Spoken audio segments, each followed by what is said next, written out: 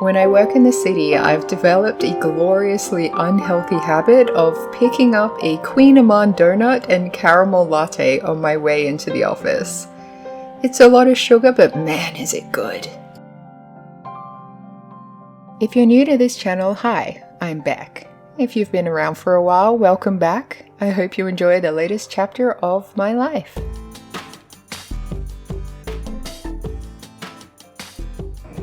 Let's start by addressing the elephant in the room. I cut my hair. That's right. I'm sure most of you don't really care, and those of you who do, I am sorry about it. Some people don't like change. My hair is different than other videos. But yeah, I cut it. It's something I like to do every couple of years. I do nothing so it grows, and then I chop it short so that I don't have to do anything with it other than brush it in the morning. Don't even have to tie it back. It's fantastic. Highly recommend cutting your hair short.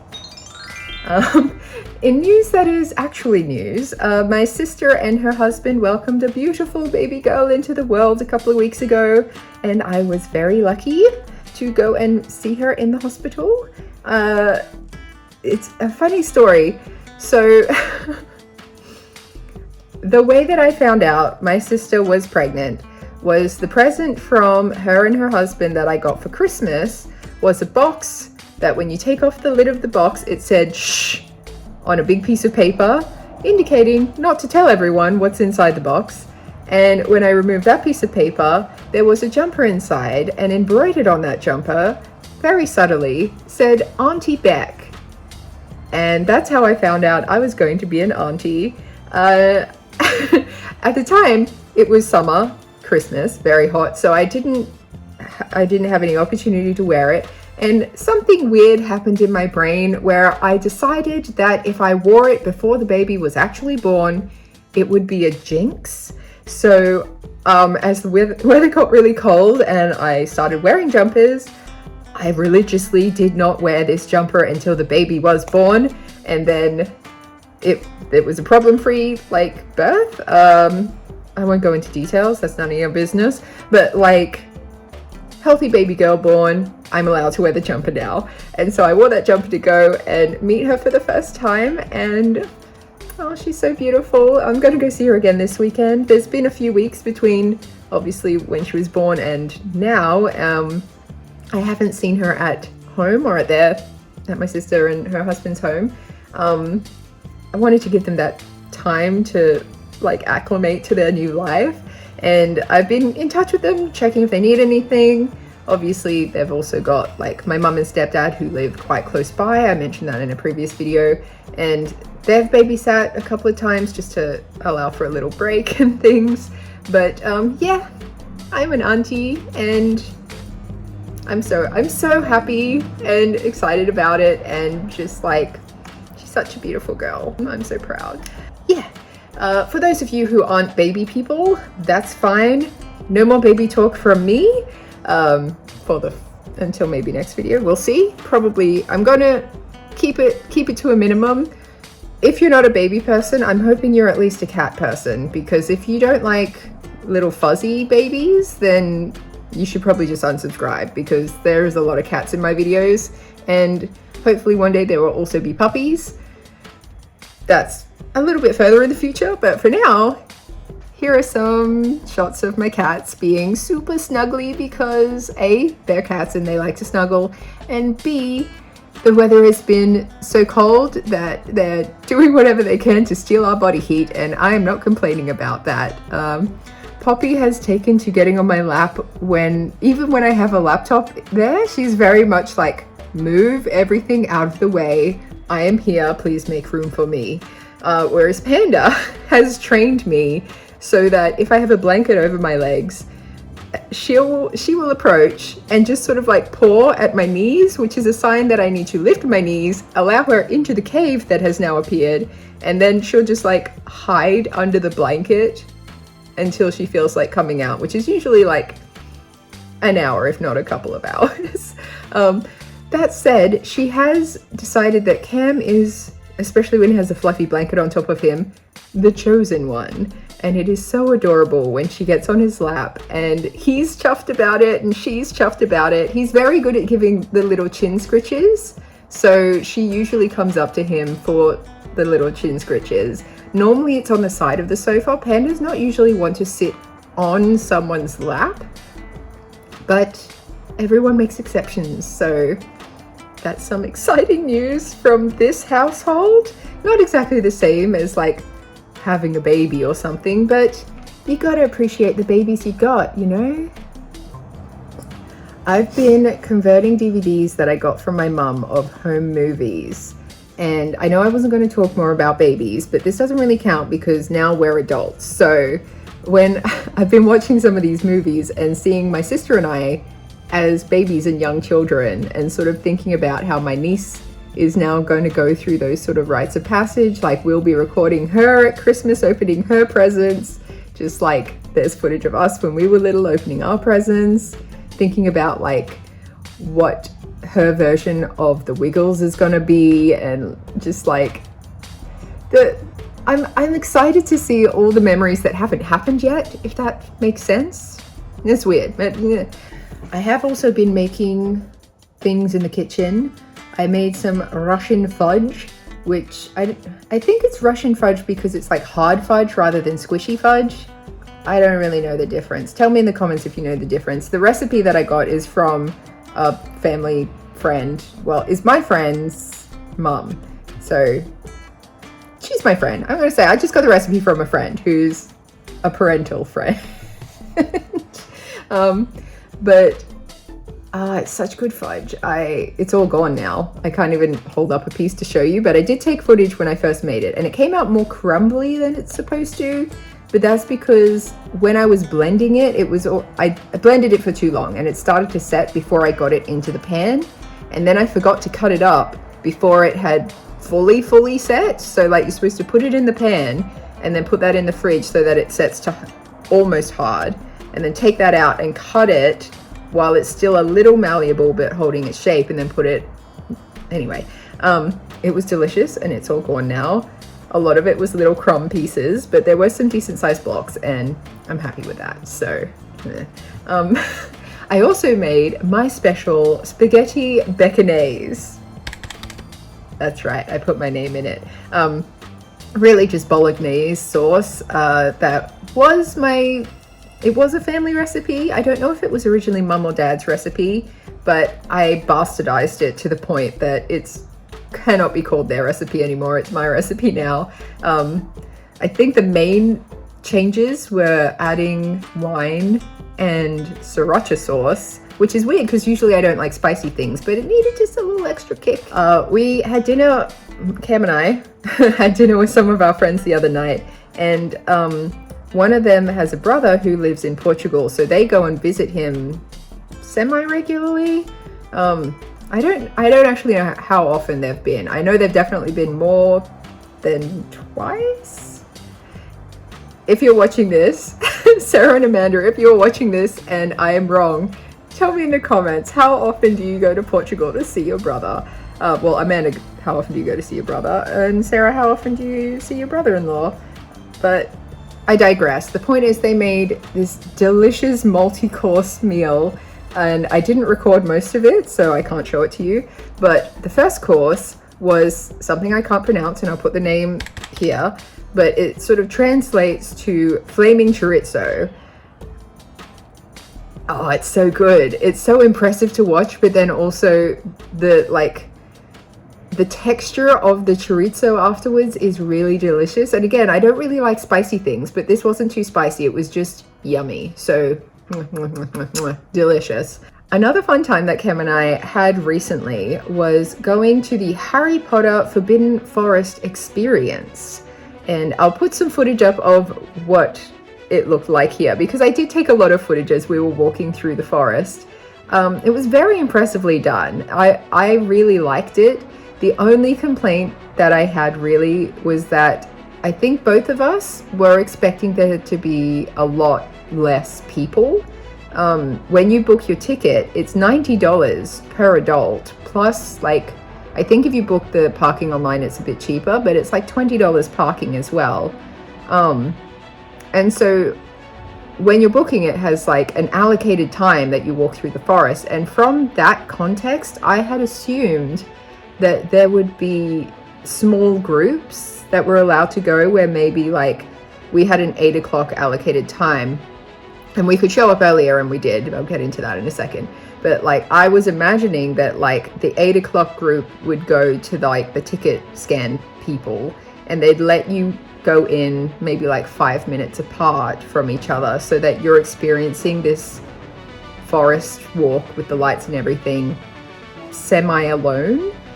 So a little bit more secluded, and you get that more impact of everything's happening just to you. That's not what happened, and it didn't really ruin the experience, but like, we had the first inkling when we got we were driving into this winery, which you don't actually, the event wasn't at the winery itself, like the restaurant. It's like a fancy place. They were using their land, which was expansive, and obviously a forest experience.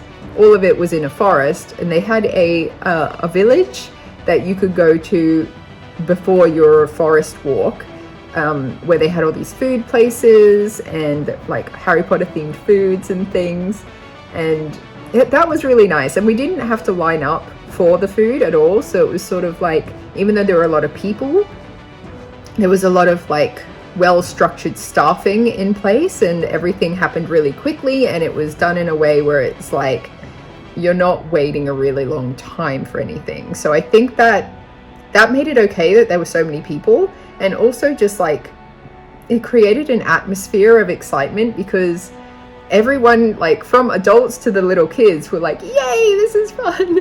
So you had people who were dressed up, and then you had people who weren't necessarily dressed up but still had that like excited vibe about them, which was really good. We got, food wise, we each got a butterbeer where we got to keep the cup. Everything was very expensive, of course. It's kind of like a theme park. So I'll show the cups that we got. They're quite small, and it was $25 for the butterbeer and the cup. And of course we got it, because how could you not? And that was probably one of the cheaper merchandise things that you could get. They did have a gift shop, and I think like if you wanted to get a hoodie, that was like one of those like $90 hoodies. So it's very similar to if you go to see a live show, like a concert or something. Anyway, money, money, money. That aside, very good experience. We had turkey legs, pumpkin pasty, but it was a savory pumpkin pasty. I'm pretty sure in the books pumpkin pasties are meant to be like a sweet thing, like a pumpkin pie. This was a pumpkin feta and rosemary pasty, so it's meant to be like dinner food, and it tasted really good if you dipped it in the turkey leg sauce dressing thing, which was like a spicy honey. I have a lot of spicy stuff going on today. Again, I'm not a fan of spicy, but if it's just a little bit, then I'm fine. After the walk, we had toasted marshmallows, and they had different flavored hot chocolates based on like houses. So I think we got Hufflepuff, which was caramel. I might put the menu of that here, because I don't remember what the other ones were, but they were really good too. The only problem with having such a like dense sweet dessert, which was really good in the like cold weather, but the drive home led to feeling a bit queasy. I particularly got car sick on the way there and the way back, which was a new experience for me. I've gotten car sick on like a long drive that went through mountains. That was like a 2-hour drive. I got really car sick once for that. I think I've gotten car sick maybe a couple of other times, but usually I'm fine in the car. And even though this was on a mountain, so there was a lot of windiness, it was only like a short drive, like probably maximum 20 minutes. I'll have to double check that, but like it wasn't very far away from where we live. So I'm a bit annoyed that it kind of means if we want to do stuff at night, I need to be conscious that if getting there requires going on a windy mountain dark road, I'll probably get sick. Great. In other annoying news, my bullet journal, which I've started a new one for July because each of my journals only lasts about 3 months.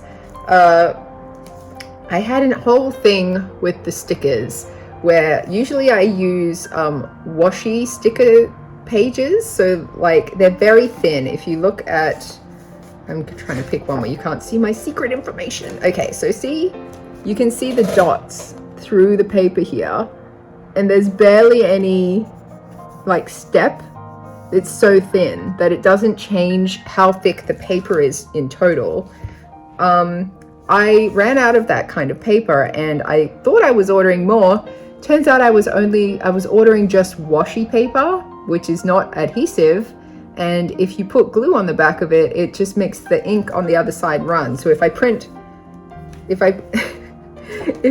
something like this out that's very dense in ink, and then I put liquid glue on the back of it, it just meshes into just like a sticky mess. If I put glue tape on the back of it, you can see the tape because again, washi paper is so thin. And in the end, I just had to order like normal, I've got it here, just like normal sticker paper. Not the end of the world, such a stupid problem to bother me. But if you can see, that one's too small. Find a big one, find a big one. So, okay. You can see here, by contrast, you can't see the dots through it. And there's like quite a decent step. That means that it's thick. And so when I have it on multiple pages, particularly this part at the top, because it's thick, it's essentially like adding an extra page of paper thickness just at the top. It means that my diary is getting warped very quickly, and I don't like that. I'll get over it though. I just need to be dramatic about it first. In book news, I have submitted When Lambs Grow Fangs to my local library. That sounds not as impressive as what it is. Okay, so I heard that as a Brisbane-based author, the Brisbane City Council will consider putting your book in their library, the plural. They have a lot of libraries. That's the important part, because they like to encourage local authors. And I had assumed that I wouldn't be able to put my book anywhere like bookshops or libraries or anything like that because it's a self-published book. I thought it would need to have representation, like traditional publishing, in order to be considered for anything like that. So when I heard that, I was like excited, great, awesome. And I took some footage, so I'll avoid repeating myself and just show you the process here. So I'm about to drop this off to my local library, and hopefully it will be approved. It's going to get reviewed, which can take a few months apparently. But if it's approved, it means my book will be in Brisbane City Council libraries because I am a Brisbane resident and they do that apparently. So even though I'm a self-published author, they will at least consider it, which is very exciting. And yeah, I'm off to do that. Okay, so that's all done. And it was a pretty painless process. It helped that I had already emailed the Ask a Librarian on the council's library website if they accept donations or anything like that from independently published authors. And so in the process they were saying it doesn't have to be a donation, they can review it and then return your copy of the book if you want. But I think it's just cleaner if they can review it and then just keep the book, and hopefully they will approve it and they can use that book in one of the libraries. And they wanted the information of to where to buy the book, so potentially if it's approved they'll buy extra copies to put in other libraries, which I hadn't considered was an option of getting more sales. But that's exciting, and hopefully they approve it. My only worry is that because it has some spicy scenes in it that it might not be fully appropriate. But they have other books like that, they have Iron Flame and they have the Akatar series, so it's no more spicy than those books. And it's got some Brisbane stuff in it. There's a lot of scenes that are based or literally are in Brisbane. So yeah, we'll wait and see. It's going to take a few months, so I'll keep you guys updated. But yay! In much less exciting news, my writing slump is back. So book 2 of this duology is going to take longer than I would like. I'm still on the first draft. The outline is fully done. I know I know the big key points that happen in the story. I'm basically writing the part, like elaborating on each of the bullet points that I've done. And I have writer's block. I used to not believe in writer's block. I used to think that like writer's block only came if you didn't have any ideas, and there's like so many places to get ideas, especially with the internet. But it's a slump, it's a writer's block. It's a thing where like I have dedicated time when I am supposed to be writing, and I know what I want to write, and I feel like I want to write, I'm motivated to write, but I'm sitting at the computer and like it's not coming out. And particularly last week was really bad, or last Monday, it's still the same week. It was so bad, but I'm telling myself it was because I was really tired. Like I was struggling to hold my head up level of tired, and I'd allowed myself to sleep in a little bit. On weekends, I have been known to sleep until 1 p.m. I have a whole thing where like I've only recently realized that when I go to bed, I will lie in bed thinking about like nothing in particular, but you know, this, that, and everything, or playing like little movies in my head that I make up into the wee hours of the morning. So I'm not actually, even though I go to bed at like 10 or 10:30, I'm not actually falling asleep until like somewhere between 3 and 5. Like when my boyfriend's alarm has gone off for him to get up and like go for his walk and get ready for work, which is way too early, but that's his business. It's usually around 5:30, and there have been nights where I'm just starting to drift off when his alarm goes off. And so I used to think that the reason I slept so late on weekends was just because I'm lazy, and that like, you know, I love sleeping because I'm lazy kind of thing. But I'm realizing now it's because I'm not actually sleeping at night, and particularly during a work week, I'm not sleeping at night. I might drift off at like, say if I fall asleep at 3, I have to get up at like, say 7:30. That's not enough time for me to sleep. I feel like I need so much more sleep than that. I feel like I need at least 12 hours realistically. And I can't do that because that's not how life works. But when they say like people require an average of 8 hours, some people can function on 3 hours of sleep. Some people need like 16 hours of sleep. That's how averages work.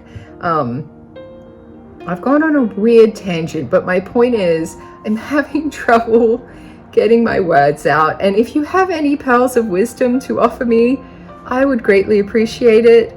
If you've made it this far in the video, leave your favorite emoji in the comments. I'm interested to know what emoji is your favorite. I've seen other videos where people have said like, oh, leave a little, like, I don't know, the monkey emoji or something, or the pen emoji. And I'm like, don't tell me what emojis to use. I'll leave whatever emojis I want.